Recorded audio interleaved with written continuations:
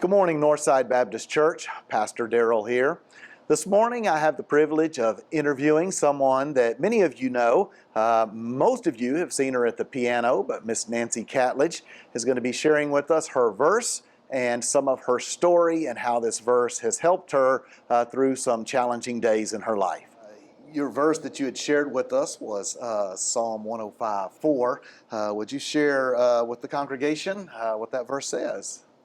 Look to the Lord for his strength. Seek his face always. So in your submitted testimony, you shared a little bit of your story and why that verse was significant to you. Share with the congregation as much as you want of that story, what you were going through, and just the significance of that verse and Sure. that season. Okay. My husband, Buddy, was diagnosed with Parkinson's disease and dementia. They said if he had to have it, it was the best kind because it was slow moving.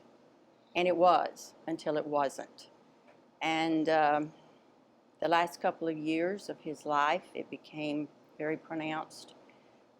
I began to not know what to do. I didn't know a lot of things I should be saying or doing or helping him.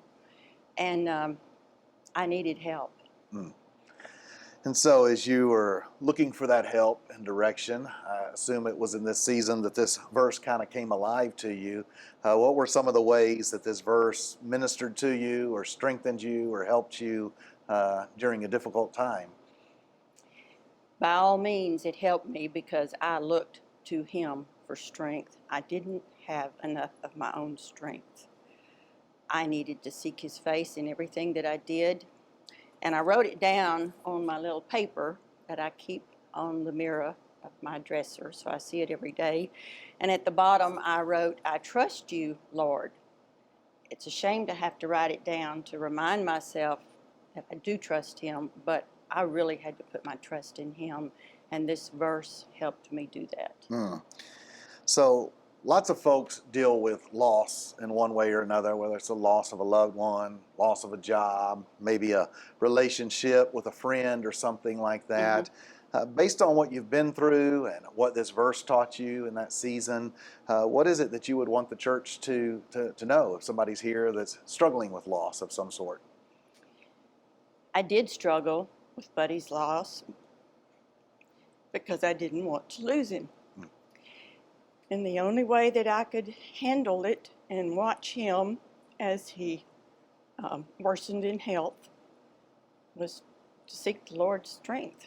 And then there was a time during the pandemic when I couldn't even see him, only through a window.